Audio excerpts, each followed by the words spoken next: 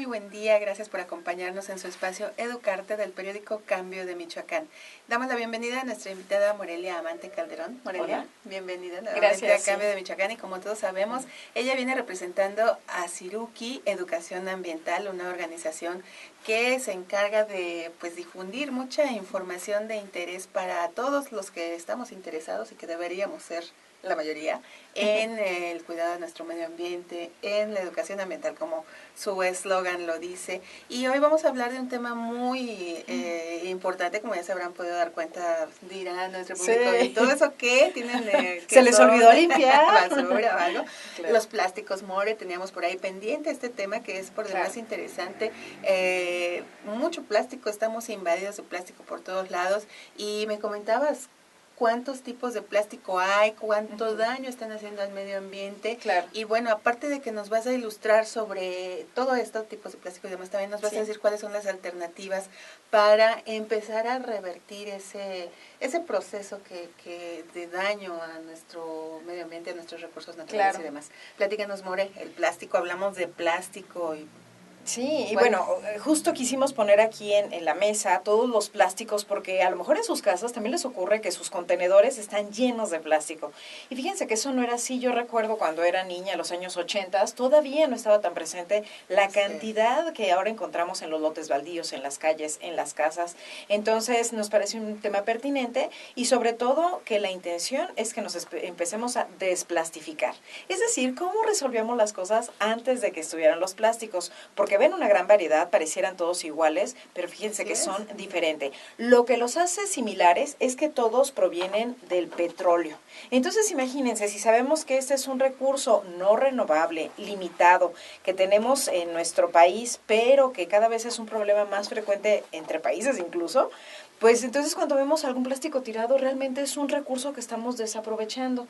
No todos los plásticos son reciclables y el día de hoy les queremos compartir, hay más de 100 tipos de plásticos distintos, pero por lo menos los ubican en 6 categorías fácilmente de reconocer ustedes en su casa para que prefieran aquellos que son reciclables y los que no, pues realmente buscar alternativas para no utilizarlos. Algunos me decían, bueno, pero entonces ¿quieres favorecer que haya plásticos o no? No, la idea es que no, pero como hay algunos productos que no encontramos alternativa, pues vamos a utilizarlos, ¿no? Si no encontramos otra opción. Hay 6 tipos, les comentaba, y para algunos les va a ser familiar lo que les vamos a platicar. La clasificación ustedes la van a encontrar en los productos, en la parte de abajo. Normalmente se ve el símbolo de reciclado y hay un número. Algunas personas decían, oye, ese número es la cantidad de veces que lo han reciclado. Más bien se refiere al tipo de compuesto químico de que se trate. El número 1 es el famoso PET, que muchas personas están recuperando en las calles y que lo venden. Le puse una palomita porque fíjense que este plástico es altamente reciclable.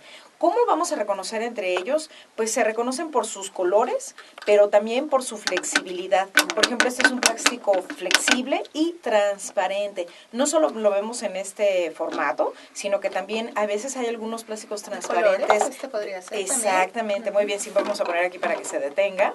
Y vamos a ponerlo aquí a un ladito para reconocer al número 1, el famoso PET, que es polietileno tereftalato. Ese es su nombre químico. Vamos al número 2. Este ya es un solo tipo y este que creen es altamente reciclable porque lo trituran, después lo meten a un sitio donde lo funden y lo que se puede obtener de este tipo de plásticos son unas placas. ¿Escuchan? Son muy resistentes y con esta hacen paredes, hacen muebles, hacen sillas. Es magnífico. Este es altamente reciclable. Lo voy a poner por aquí como referencia para que sepan que es de los buenos, digamos. Podemos pensar que en caso de ser necesario, de no haber mayor opción, vámonos por el número 1. Vamos después al número 2. Se le llama polietileno de alta densidad. Es un tipo de plástico que al contrario de ser transparente, más bien es opaco. Lo vemos aquí, lo vemos en este tipo de productos que no podemos ver a través de ellos. Y justo el que estás manejando, sí, es de este tipo de plástico número 2, altamente reciclable. Vamos a ponerlo mejor por acá atrás, por aquí enfrente. Hay de color azul, hay de colores blancos, como en muchos medicamentos. Y ese también, si se fijaron, tiene otra vez una palomita. Es altamente reciclable, igual que el número 1. Después pasemos al número 3. El número 3 es el famoso PVC, en realidad sería PVC. Es el policloruro de vinilo. A lo mejor lo han escuchado, claro, las tuberías. Y entonces las tuberías, digo, aquí yo me traje solo un pedacito de tubo, pero en las tuberías es muy usual porque es un tipo de plástico que lo diseñaron para que no le afecte la humedad, el sol, o sea, es sumamente resistente. Lo podemos encontrar en esta versión y también lo podemos encontrar en todas las tarjetas de plastificadas, incluidas las del IFE, por ejemplo, son de PVC. El problema con este tipo de plástico es que si se llega a quemar, genera una gran cantidad de contaminantes que son cancerígenos. Entonces, váyanle pensando porque dicen, todos son iguales, los quemo parejito y miren, se deshacen así. Es muy riesgoso para la salud. Y es en particular para producirlo en las fábricas, es altamente contaminante. Pero es muy usual para todo lo que les estamos comentando. De hecho, son tarjetas de crédito, son las credenciales. Las botas de hule, también las cortinas de baño, aplican igual, son de PVC. Incluso, ¿saben cómo lo reconocen? O yo lo reconocí con facilidad. Cuando dicen, huele a nuevo. Ese aroma particular es el aroma del PVC. Pasemos al número 4. El número 4 es, aquí lo tenemos, polietileno de baja densidad. Baja densidad, se decían, ya ve uno de alta densidad, baja densidad, son todas estas bolsas guangas que si ustedes alguna vez han intentado fundirlas, ¡pum!, se descomponen y realmente son muy difíciles de reciclar. Estas son complicadísimas. Y el mejor ejemplo es la bolsa plástica que la pedimos para todo, para la fruta, para un yogur, para un licuado. Es muy delicada porque no se puede reciclar. Después tenemos el famoso PP. PP es polipropileno. ¿Y saben por qué diseñaron este plástico? Es un plástico muy durable, es donde está en recipientes normalmente que podemos estar reusando años y años. Lo vamos a poner enfrente para que lo podamos reconocer. Y también las tapaderas de los refrescos o de esta botella no son número 1, sino son número 5. Entonces vamos a ponerla por ahí sin. Finalmente llegamos al número 6. A veces lo simbolizan con la letra P nada más o PS, que es poliestireno. Fíjense que es un material que lo encontramos a veces en esta versión transparente y entonces uno dice, oye, es transparente, ¿qué no es número 1? O sea, reciclable. Aquí es donde me dan los jugos, es donde tenemos, por ejemplo, las gelatinas. ¿No está bien? Sí. Resulta que si le hacemos la prueba de la arruga, o sea, si lo hacemos de esta manera, quizás no se note en cámara, pero se generan unas arrugas tremendas en el plástico que es de número 6. Es de muy baja calidad. Es el famoso desechable. Y no solamente lo tenemos en versión de popote, de vasitos, de cucharas, sino también hay un tipo de ese plástico que es el expandible, el famoso desechable también, Unicel, perfecto, ese es otro nombre, y es pésimo, ese nadie te lo va a recibir para reciclaje. Entonces es muy delicado que nosotros, si volteamos a ver nuestro consumo, ¿dónde está más enfocado? Por ejemplo, que a veces salen algunos líquidos medicinales, este es número 5, podemos ponerlo en el número 5 sin. También es más duradero, es rígido, también lo ponemos en 5 y podemos apreciar de tener todo esto que cuántos realmente son los que sí pueden tener un destino de reciclaje. Y vemos que solo son 3, el plástico número 1, el plástico 2 y el plástico 5. Todos los demás van a ser muy complicados de manejar. Alguien me preguntaba, oye, ¿el Tetra Pak qué es? El Tetra Pak es una combinación de cartón, de plástico y de aluminio. Y fíjense que aquí en la ciudad de Morelia hay una fábrica que se dedica al reciclado de plásticos y que ha hecho pruebas para tratar de obtener como un tipo de material, parece como triplay, justamente del reciclado de Tetra Pak, pero es algo que todavía está como en manejo, porque pueden ser menos rígidas que las placas de plástico reciclado que tenemos aquí. Entonces, ustedes dirán, ok, yo no sabía todo esto, estamos hablando de compuestos químicos diferentes, sí. E insisto, no hay que quemarlos jamás, porque imagínense, es como si mezclaran la acetona con el cloro, con muchas cosas que dices, híjole, puede ser bien peligroso. Así de peligroso puede ser esta parte.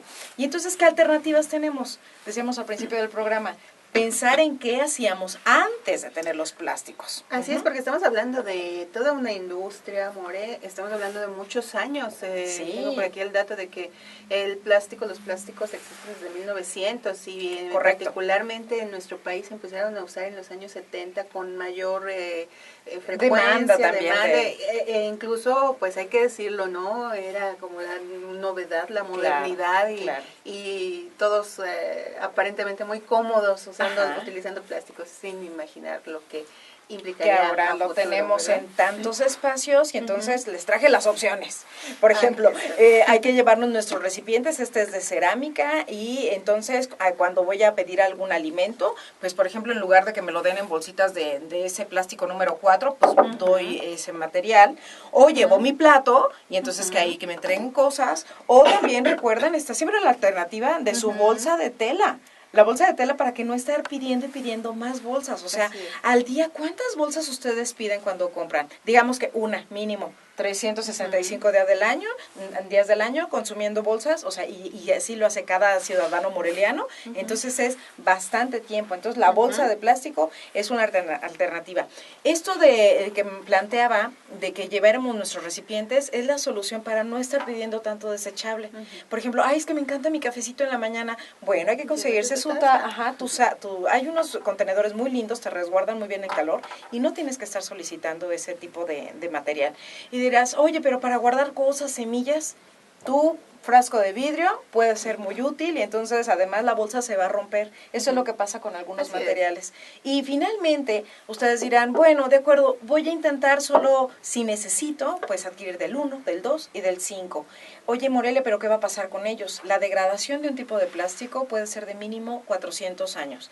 Oye, yo tenía unos, pero ya ni lo veo.